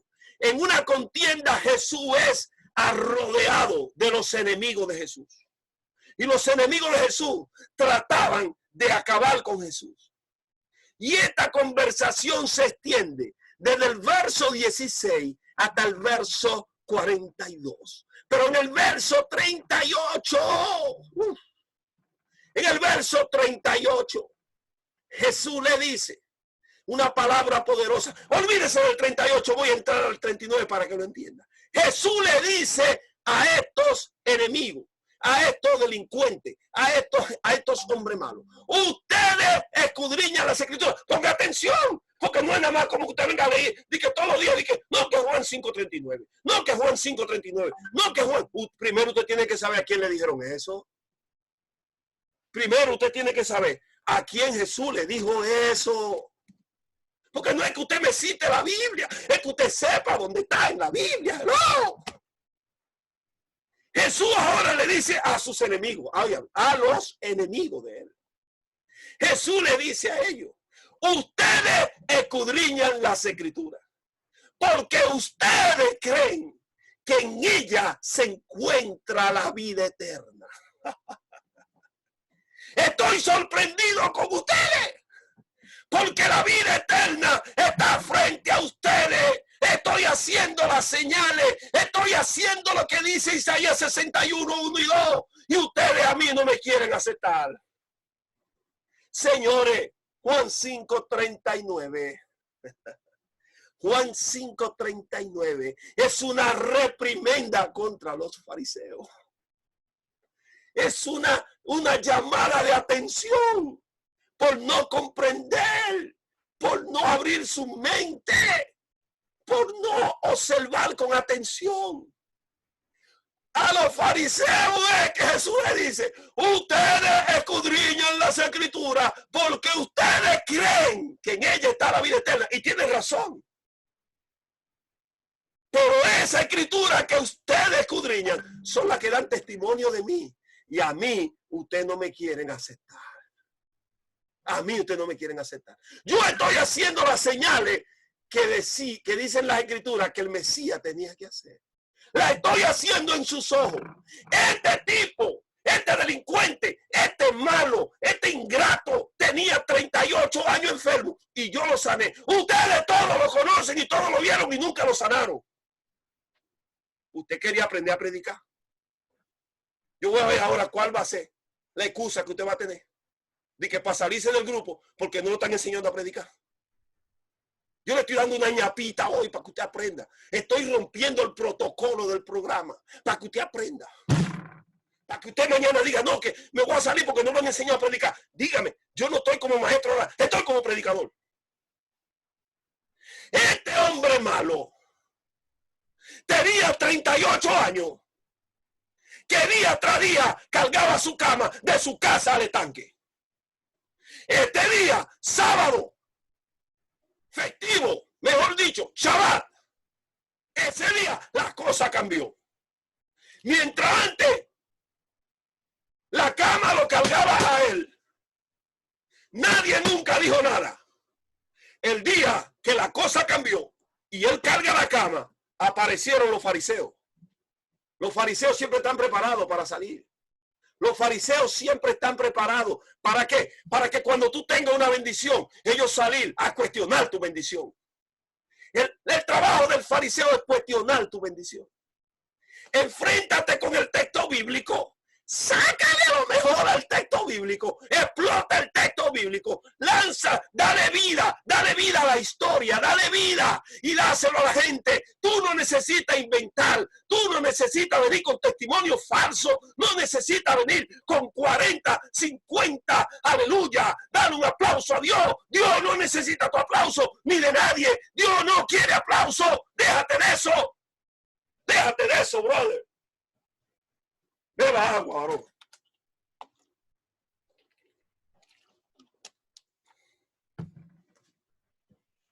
No te lleve del tema que hay en tu Biblia. Estúdialo. Estúdialo. Pero estudia la historia del texto antes que el texto. Sácale lo último del texto para que tú puedas tener una buena exégesis. Mire, yo tengo tiempo para hablar de Juan 5 por 2 horas sin parar del material que hay. Eso es nada más para hablar de un solo verso. Usted puede hacer lo mismo. Conozca la historia del texto, entra al contexto del texto. El contexto del texto es lo que le da vida al texto. El contexto le da vida al texto. Si usted nada más agarra lo que dice el texto y usted sale corriendo por ahí, es muy posible que usted sea un buen artista y usted pueda preparar el ambiente y que la gente corran, hablen lengua y salten y todo. No, espérate un momento. Es la palabra que te estoy poniendo en el espíritu en esta noche lo que vale. Es la palabra que estoy depositando en tu espíritu lo que tiene valor hoy. Que cuando yo termine esta transmisión, tú quedes impactado por lo que el maestro dijo. Y cuando tú vayas a leer la Biblia mañana, no importa el texto que tú vayas a leer, tú lo vas a enfrentar como un gran maestro, como un gran estudiante. Le va a buscar la sexta, la séptima, la octava, la novena pata al bendito gato que nada más tiene 4. Usted no quería predicar. Predique ahora. Predique ahora. Usted no quería predicar. Predique ahora. Enfrente el texto antes de salir a predicar. Enfréntelo. Vayan todos conmigo al Antiguo Testamento ahora para cerrar. Vayan todos al Antiguo Testamento. Y busque el Salmo 121. Salmo 121. Hello. Mire, usted ve este libro, usted ninguno le van a ver el tema. ¿Ve? No tiene tema. Este libro, si usted viene a mi librería, a mi oficina aquí, este libro usted ni atención le va a poner. Porque lo que llama la atención del lector es realmente lo que dice el tema. Pero como este libro no tiene tema, usted ni caso le va a hacer. Usted va a buscar otro libro. Y jamás, oye Luis Chávez, jamás Luis Chávez tú vas a coger ese. Jamás tú le vas a poner atención a este. Pastor Ricardo, usted no va a querer este libro. Lizardi, tú no vas a querer este libro. De hecho, tú viniste aquí a la oficina y lo viste y lo menospreciaste. Ni caso le hiciste, Lizardi. Hay otra por ahí que vino a esta oficina, la bendita secretaria que tengo aquí, que ella vio el libro, se lo puse al frente y ni caso le hizo al libro, porque el libro no tiene un tema en la portada. Pero ¿sabe cuál es la verdad del libro? Oiga bien el tema del libro. El texto que interpreta el lector. Miren dónde está. El texto que interpreta el lector. Entonces usted me va a decir que este libro no tiene valor. Usted me va a decir que este libro no sirve porque usted no le encontró un tema. Usted encontró un tema en Juan 5 y el tema lo llevó al fracaso conmigo hoy. Usted encontró un tema y el tema lo hizo fracasar hoy.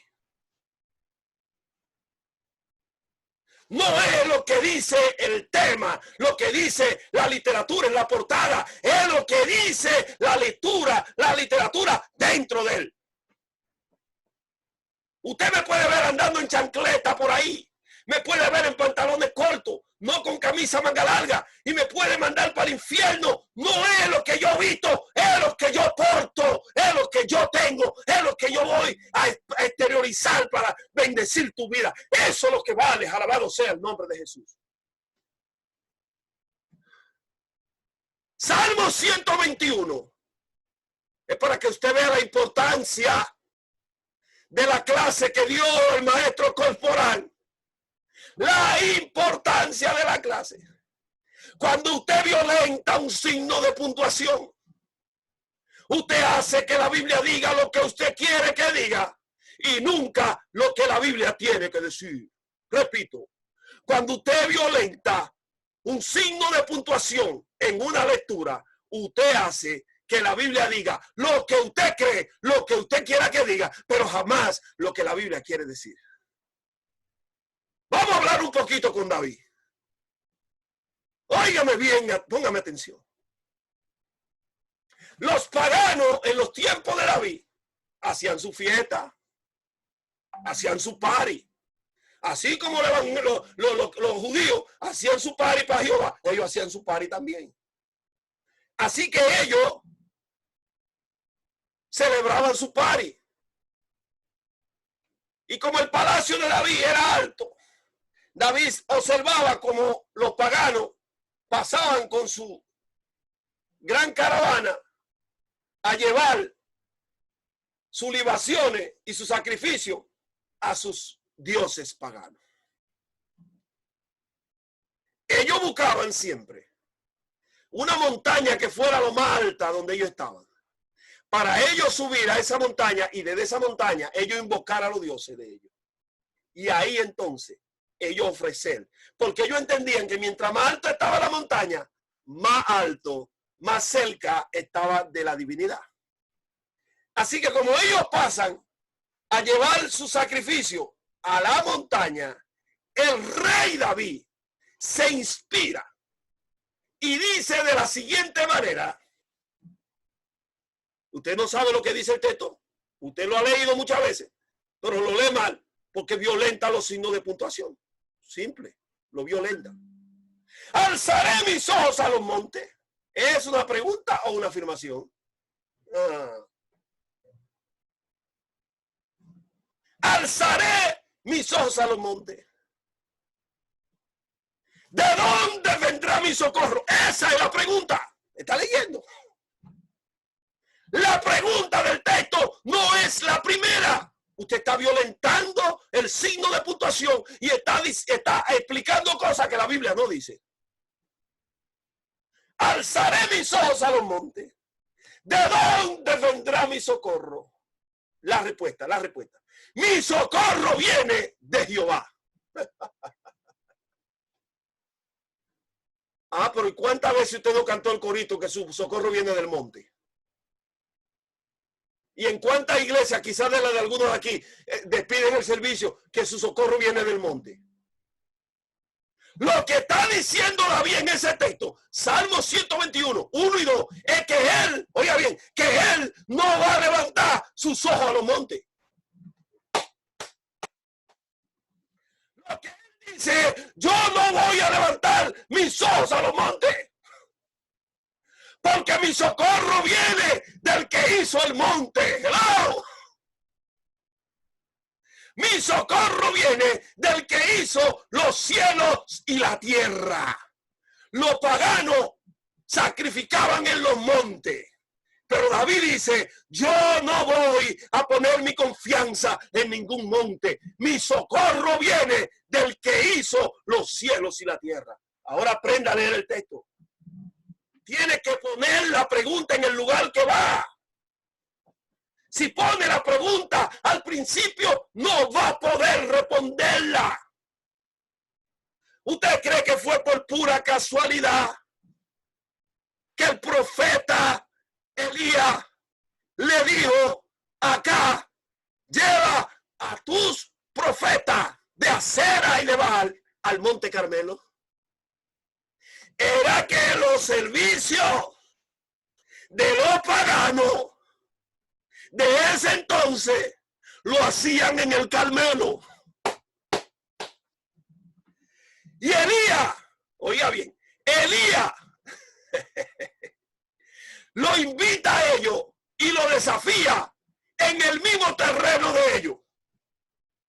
Lo invita a hacer un desafío en su propio terreno, en el Carmelo. Y lo más terrible del caso es que en ese lugar ellos estuvieron por 3 años y medio haciendo sacrificio a sus dioses para que los dioses de ellos mandaran agua, y nunca llegó el agua. 3 años y medio pidiendo agua, sacrificando animales en ese lugar. Entonces Elías lo invita al mismo lugar.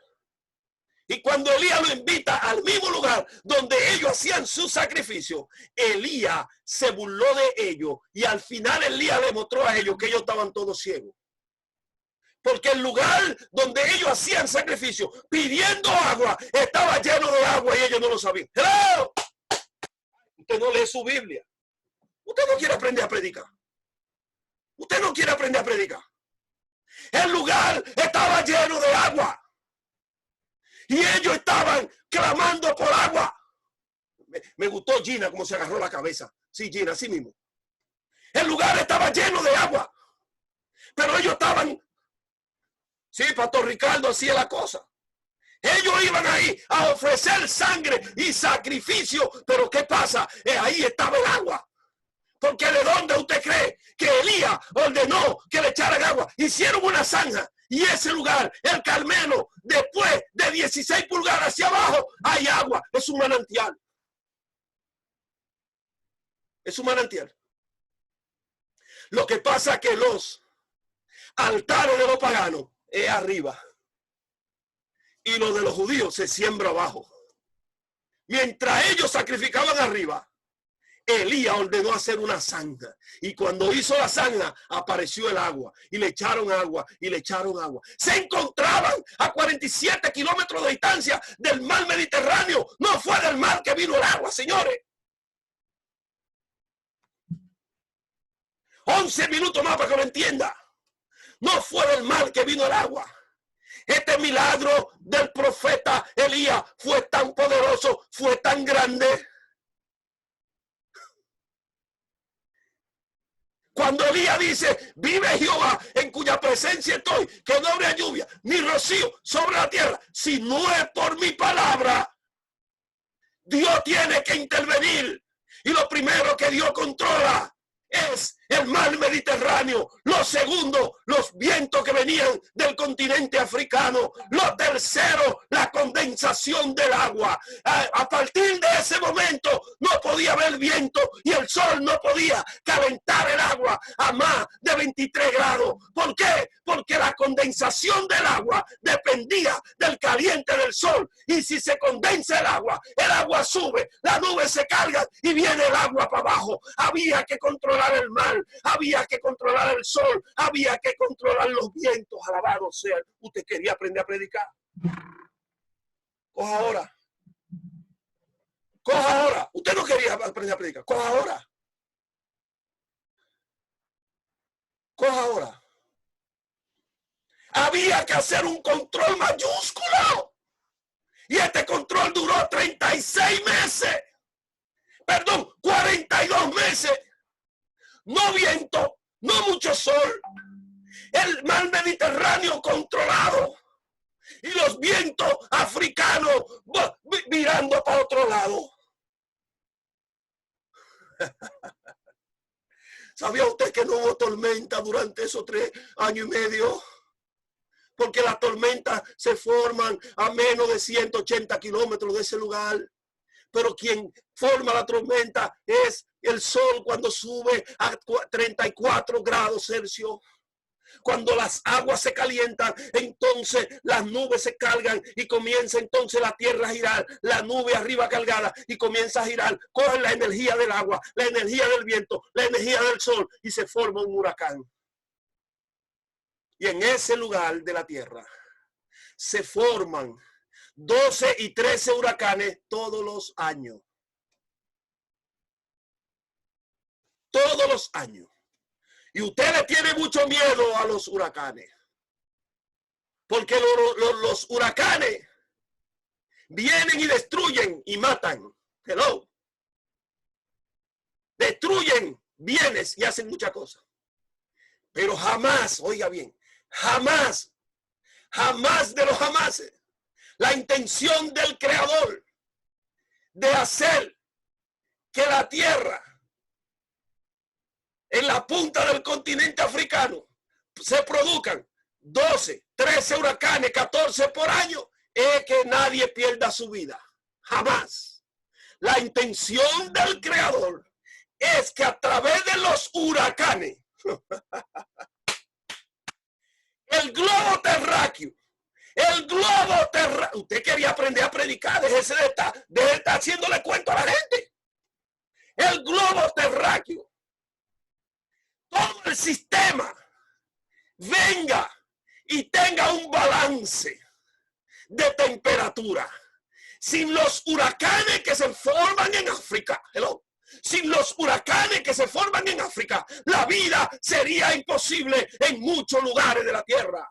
Porque los huracanes, donde está muy frío, le mandan aire caliente. Donde está muy caliente, le mandan aire frío y hacen un balance en todo el globo terráqueo.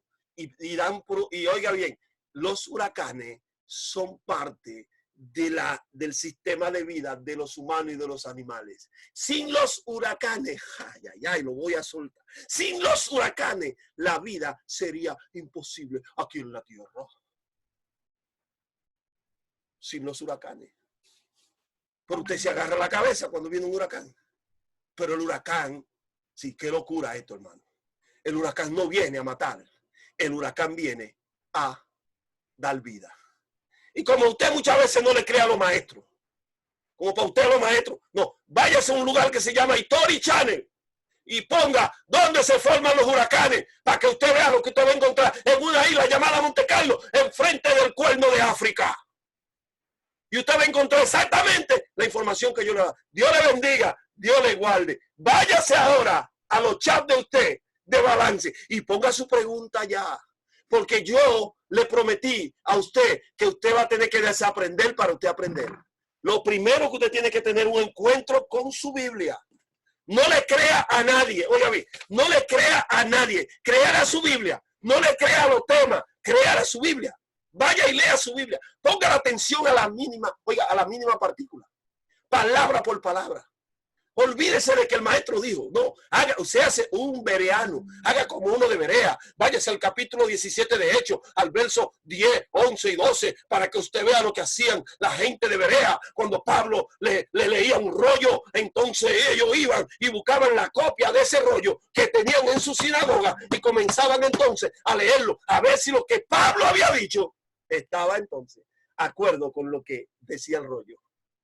A usted se la dejó en sus manos. Si de verdad usted de lo que predica en la calle, usted tiene material para usted predicar en la calle, en su Biblia. Oigan, si Dios le da a usted 7 vidas, si usted cree como creen los hindúes, que usted puede tener 7 vidas, en 7 vidas usted no termina de predicar los mensajes que hay en la Biblia. Así que usted no tiene ningún derecho, es una falta de respeto, de usted está faltándose el respeto a usted, faltándole el respeto a los predicadores, faltándose el respeto al evangelio, de estar hablando cosas en la calle que no están en la Biblia, cuando usted tiene tanta historia. Usted puede predicar de cosas. Mire, usted puede pasar un año predicando nada más del Mateo capítulo 5 de la bienaventuranza. Usted puede agarrar el capítulo 13 de Mateo y comenzar a hablar de la parábola y tiene 5 años de predicación. Pero lo que tiene que hacer el maestro, lo que tiene que hacer el predicador, no es sacar las palabras, no, es que transmitir que las palabras lleguen al espíritu de aquel que te esté escuchando. No es solamente al intelecto, no es solamente el conocimiento, es que tu espíritu sea cortado por las palabras que salen de tu espíritu. Dios bendiga de una manera especial a cada uno. Dios bendiga a mi amigo Rafael Liendo desde de nuestra bella Venezuela, y Dios bendiga a cada uno de ustedes que se conectaron. Yo no les voy a estar hablando nombres, porque ustedes me van a matar porque se me van a quedar nombres. Pero ahora todo el mundo tiene los micrófonos abiertos y tenemos 3 minutos nada más. Excelente, excelente. Polanco, usted debería estar preso en esta altura. Gran mensaje, maestro, gran mensaje.